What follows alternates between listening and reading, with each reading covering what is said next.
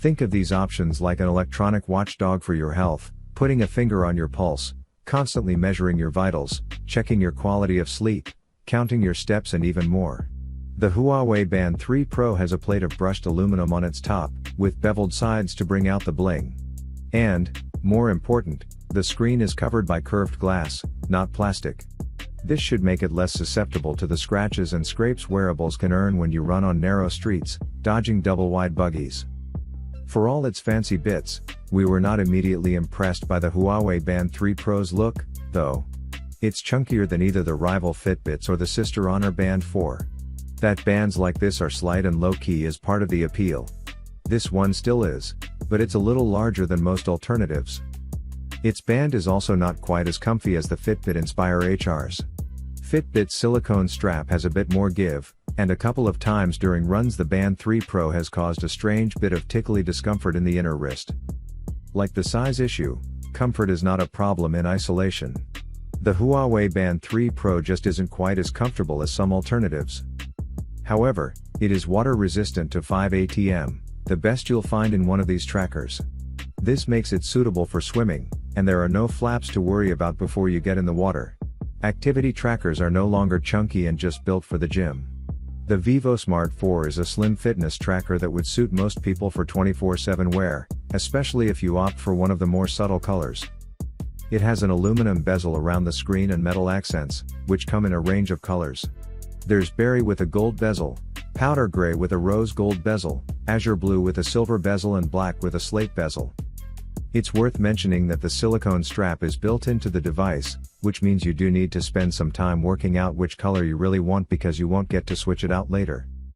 Unlike a lot of similar sized trackers, there's a traditional watch buckle to keep the silicone strap in place rather than a push-in stud, and this is very good news. The push-in fastenings aren't always reliable, especially during a workout. The vívosmart 4 comes in two sizes. There's small/medium, which is 16.5 grams and designed to fit wrists with a circumference of 122 to 188 millimeters. The large option is 17.1 grams and is for those with a wrist circumference of 148 to 215 millimeters. This is one of the narrowest and therefore sleekest looking fitness trackers you can buy right now. Still, it's by far one of the most attractive trackers Fitbit has made, and it's notably lighter and thinner than the Fitbit Charge 3. This replaces the Fitbit Alta HR and Fitbit Flex 2 in the company's lineup of trackers, and it feels like an amalgamation of those two with a few refinements to ensure it's a smoother product. You've got the color choices of black, lilac or white for this tracker.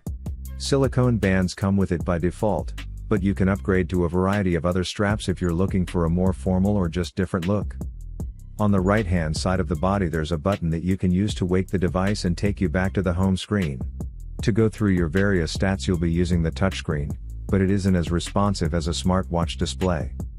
All you really use the screen for is swiping between a couple of menus to show your stats for the day.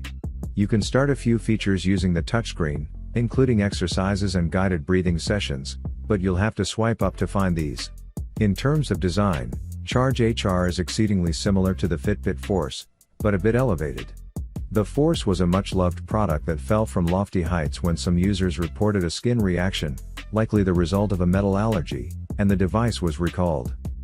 The new Charge HR is everything the Force was minus the skin irritation, and with a few improvements. Caller ID, for example, causes the band to vibrate and display the name of the person calling you when your phone rings. The fastener is also new, a stainless steel buckle in place of the old latch lock. The elastomer polymer band, which comes in black, blue, plum, and tangerine, is textured on the outside, though the part that touches your skin is smooth. Some bands, such as the Basis Peak, have a textured interior that improves airflow so your skin dries quicker when it's wet or sweaty.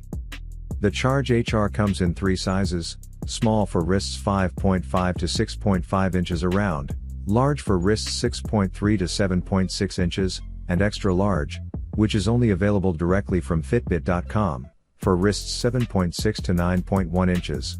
It's one solid piece, so you can't change the band the way you can with the Basis Peak or Fitbit Flex.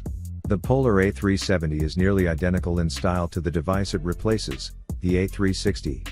Both are waterproof and have a rectangular face with a micro USB slot on the back for charging. The A370 weighs the same, too, at 1.1 ounces for size S and 1.3 ounces for ML. You can swap the same silicone bands onto either device, with Polar now offering new color options, ruby red in S only, and for ML only, deep blue, orange, and petrol. Those are in addition to the more classic black and ivory white. One slight change to the A370 is a new strap closure. It's a tricky little loop that you thread the loose end into, which, albeit an improvement over the prong closure from the A360, is a hassle because it's simultaneously tight and slippery. It's not the most attractive fitness tracker, with a somewhat clunky look compared with the more elegant Fitbit Charge 3. And its 160 by 80 pixel touch display isn't the sharpest, though it's perfectly serviceable. The screen shows good responsiveness, and there's a single physical button on the outer edge, covered by silicone, for waking up the display, connecting to Bluetooth, and backing out of menus. Using the A370 is highly intuitive. It takes little effort to figure out how to change the settings and navigate the screens without a manual.